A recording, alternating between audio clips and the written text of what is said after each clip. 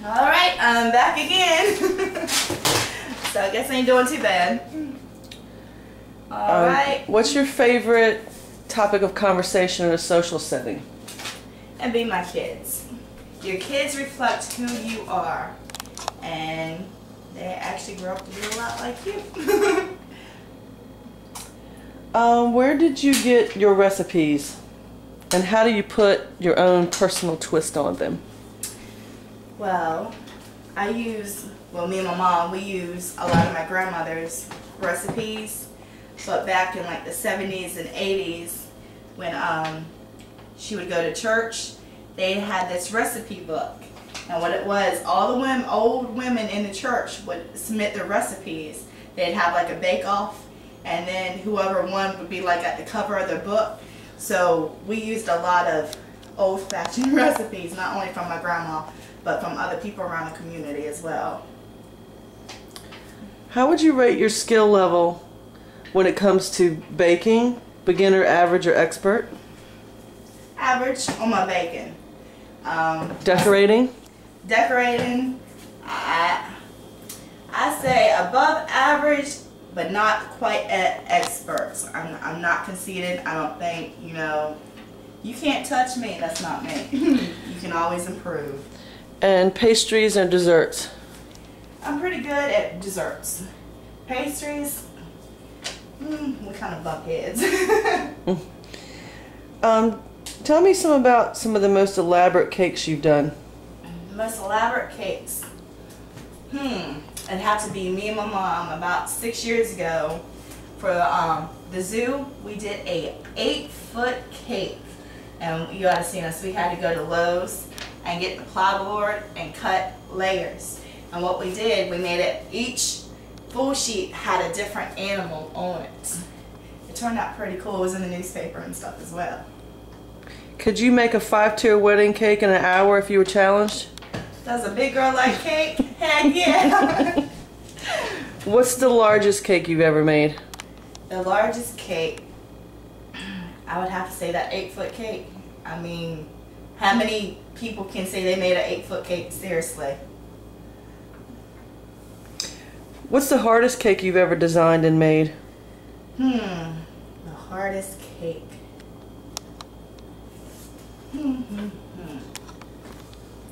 It was a 4-tier cake, and I took, I airbrushed it psychedelic colors, and then I took gold paints and made it come down crisscrossing like ribbons, and it was for a 16-year-old's birthday party, so she wanted something different, elaborate.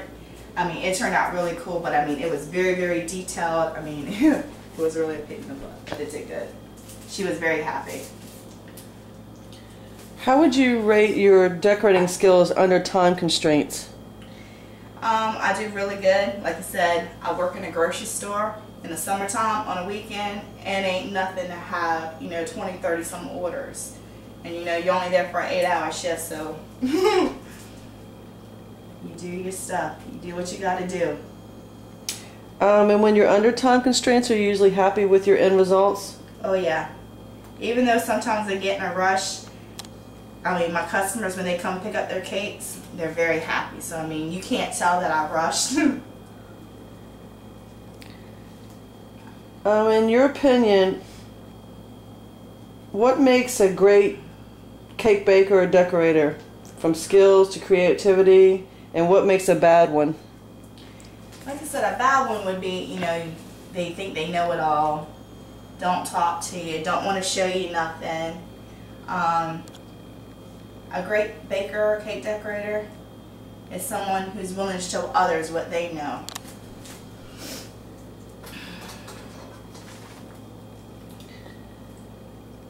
How do you think you'll handle quick fire type challenges and working in a group for bigger challenges? I think I'll do pretty good. Normally, I'm very creative, so a lot of people always come to me for creative ideas, especially at work. I have a lot of customers, they'll come up, and once they see my tattoos, they're like, well, you're creative, so you can figure it out. What do you think will be your strengths and your weaknesses when working in a group? My strengths would be my ideas, because when people start telling me kind of an idea what they have, I have images just start popping in my head. My weakness would be I probably want to get in there and try to show them how to do it instead of sharing, but I do know how to share. So, what kind of role do you generally play in groups? The brains. Would you consider yourself competitive? Yes, especially when I want something. For example? For example. You would have to ask me that, wouldn't you? Thanks there, Sherry Lynn, with the E on the end.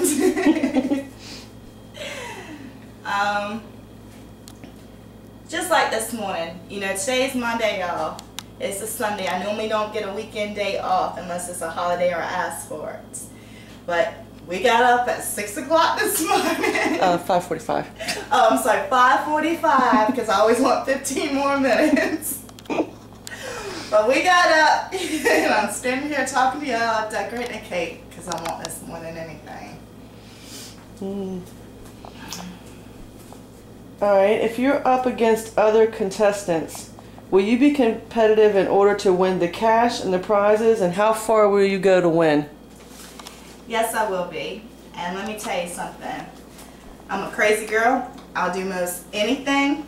But I tell you one thing, I am not jumping out of a cake to win this competition. Because you know, with my luck, I'd get stuck. Maybe not. How do you handle stressful situations, and how do you react under stressful situations? Well, most people, they throw their hands up and they start screaming and hollering, or they start crying. I just laugh, suck it up, and just keep on going. That's what you got to do, because no matter how you react to it, stuff has to get done. So, we're going to do some airbrushing. I want you to